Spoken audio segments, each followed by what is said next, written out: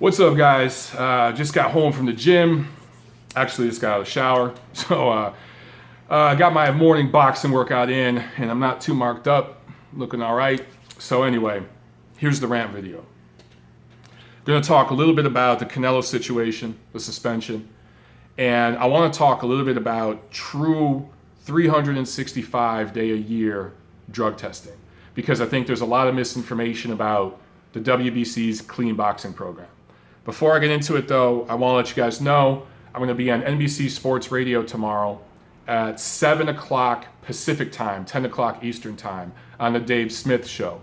So check it out live. If you have internet, you could just go to NBC Sports Radio's website. It's streamed live there, so you can listen to it on your phone, whatever. If you have SiriusXM satellite radio, I think it's on 2 different stations there. I'll post a comment with all the links and stuff like that. And then it's on in I think over 100 markets coast to coast on AM radio. So it might just be on your local AM radio station. So check that out tomorrow, 7 o'clock Pacific, 10 o'clock Eastern, where I'll be talking about these issues. Probably also will do a preview of the Anthony Joshua, Joseph Parker fight.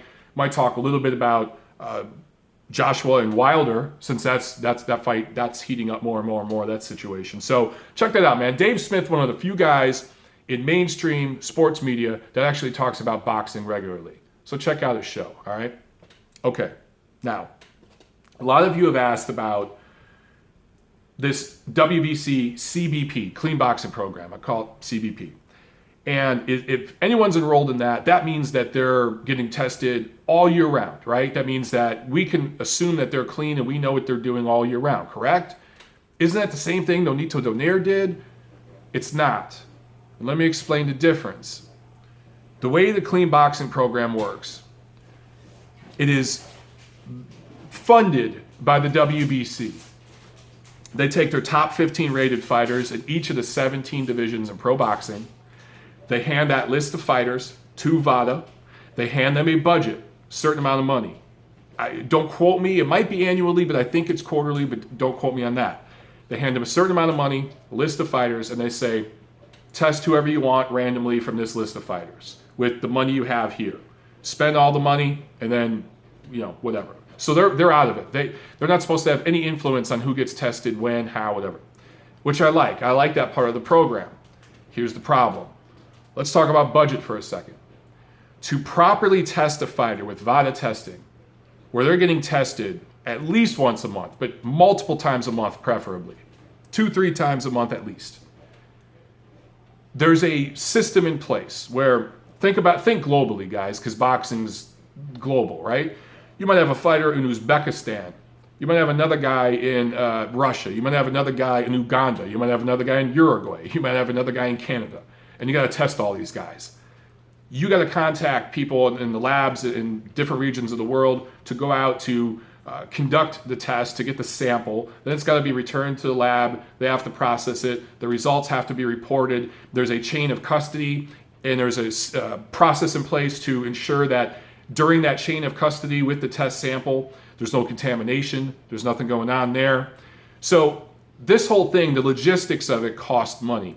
Now, VADA is a voluntary program. The officers that run VADA do not make money. It's not for profit. They work for free. But they have to pay for the testing and this chain of custody and everything else that goes on. It's quite involved. There's a lot of logistics there. To do all of this properly for one athlete for a year, consistent testing throughout the year, both in competition and out of competition, it's about $20,000. Now, it's actually quite a freaking bargain, because USADA charges 6 figures for the same testing, and it's inferior testing. So VADA is actually very cheap for what they do, and they're actually the best at what they do. They're the best testing we have right now in fight sports. So anytime an athlete refuses to do VADA testing and demands USADA testing, they're essentially refusing the best testing, demanding inferior testing, and paying $100,000 more. So take from that what you will, but that's another rant for another day. So anyway, 20 grand. Now let's do some math. 15 top-rated fighters, 17 divisions. That's 255 fighters. 20 grand for each of those 255 fighters, that's over $5 million. The WBC is not even putting up $1 million a year. And I kind of can't blame them at this point. I mean, you know, not to defend. Oh, by the way, you like my shiny little WBC pin? Boom! I'm trolling a little bit here, guys. Because, you know, I'm their favorite. I'm the WBC's favorite guy. They did not even invite me to their convention this year. And they had a thing here in LA. Didn't even get invited. Anyway, tangent. Anyway, over $5 million a year to do this testing properly, not even a million's being put up. So what does this mean? This means that essentially most of the fighters in the program are getting tested once or twice a year, if that. There are several fighters that haven't even been tested in a calendar year. A lot of fighters, actually. So the program is flawed in that sense. Also, it's a living, breathing program, and this whole anti-doping world is a living, breathing thing. Once the doping agencies catch up to what the athletes and their teams are doing in terms of technology of the testing, the athletes and their teams think of a new thing, and they're doing something over here that these guys haven't caught up to yet. And then they catch up to them, and then they think of a new thing. So it's this constant cat and mouse game. And the authorities running the show, there's a lot of different moving parts there. And they have to adjudicate these results. And one criticism of the WBC CBP is that they haven't adjudicated all positive results the same way. Now, you guys know that favorite word of mine, nuance, which now some channels have run with and made all kinds of fun memes and stuff with. Every case is different. I understand that. But there are similar cases that have been adjudicated differently. And that is a criticism of the program because they've kind of had to learn as they go. And they've put out releases and statements and new protocol and all this as they go. So it's not always the best look, but they're kind of learning as they go. And I'll give the WBC credit. They're trying something here. And it's the right idea. They're trying something that none of the other groups had the balls to try. And they're actually putting up their own money to do it. They pay for that testing. Now, when fighters volunteer to do VADA testing for their fight, which Canelo and Golovkin are doing right now, and they did it for their first fight, that's a different situation. They're paying for that. The fighters, their promoters, their teams are doing a contract directly with VADA, paying for it themselves. That testing is very frequent. When you're in camp and you sign up for that testing, you're being tested several times a month. It's blood, it's urine, several times a month, sometimes several times a week. So that is a completely different situation than the clean boxing program. But even the clean boxing program, we don't know what these guys are doing throughout the year because most of these guys are not being tested throughout the year. The only two fighters we know that we can say with confidence that 99.9% these guys are freaking clean. Nonito Donaire, Edwin Rodriguez. Here's the difference. Nonito Donaire, back when VADA was starting, and this goes back to I want to say 2011, 2012, don't quote me on the year, but it goes back several years when VADA was starting. He said, I volunteered to do this VADA testing at my expense, year round. I don't care if I'm on vacation, in camp, out of camp, in competition, out of competition. That's the anti-doping lingo there. Test me whenever, and I will pay for it. The sanctioning organization, my promoter, my manager, my publicist, the network, they have nothing to do with this. It's me. I'm paying for it. Test me anytime. And I think it was a couple years later where Edwin Rodriguez signed up to do this. So you have a situation where a little guy, Donaire, is basically, he's fought in and around featherweight for most of his career, right? Those guys don't make a ton of money. And Edwin Rodriguez, who is a gatekeeper level fighter at this point, neither of these guys are making multi-million-dollar paydays, and they're paying for this at their own expense 24/7, 365. Those two guys are doing true year-round testing, or at least volunteering for it. They're paying for it. Everything else is flawed. Everything else we have in the drug testing game right now is flawed, okay? So that is the difference. It's a good look to be enrolled in the clean boxing program, but it doesn't mean shit, really, because you're not being tested regularly. Now, real quick, here's one thing I would do to clean up, or make the clean boxing program better. I won't say clean up, that's the wrong words. to make it better, to improve it right now. It's something the sanctioning organization could do. My favorite people, the WBC, they could do this right now, okay? They could take their current budget and reallocate the funds and test only title holders. Now hear me out, because I know some of you are going to scream at the screen already. Who makes the most money when it comes to fighters? For the most part, I know there are exceptions. Guys with titles make more money than guys who don't have titles. So you can justify testing those fighters more because you can justify charging them a slightly higher percentage of sanctioning fees. And I'm not just talking about guys with the world title. I'm talking about guys with the international title, the Asia Pacific title, whatever. The interim, silver, diamond, platinum, gold, whatever. Anyone with the title. And of course, you probably have a tier. The guy with the world title pays the most, but okay. You charge guys with titles a little bit more. Maybe it's 1% more for minor titles, 2% more for world titles. And you reallocate those funds to do true year-round testing right now for those fighters. And when I say year-round, I want it written into the program, mandatory, at least one test a month for every fighter who holds a title. You hold a WBC title right here, you hold a WBC title, you are taking at least one drug test a month, year-round. I don't care if you're on vacation, I don't care if you blow up in weight and you're fat in between camp, what you're doing. You're taking at least one test a month. I think that would improve the program drastically overnight. It's not a perfect fix. There's still a long ways to go, but I think that would be the right start. And that would ensure that guys who hold titles are doing the right thing. And it would set a precedent, it set an example for the other sanctioning organizations to follow. The budget, the funds would go toward testing the fighters who make more money on average. And it just, for the fans, I think it'd be a good look. So if I was consulting the BC, who love me to death, that's what I would do right now. And of course, there's other things we could talk about after that. Okay, let's get to the Canelo suspension. So, temporarily suspended by the Nevada State Athletic Commission. I didn't see that coming. Very surprised. Now, did this come up because, did they decide to do this because more information was discovered? Did something come up in their investigation that made them want to do this? Or was it because of the pressure put on by Gennady Golovkin himself and his team? Him and Abel Sanchez mainly.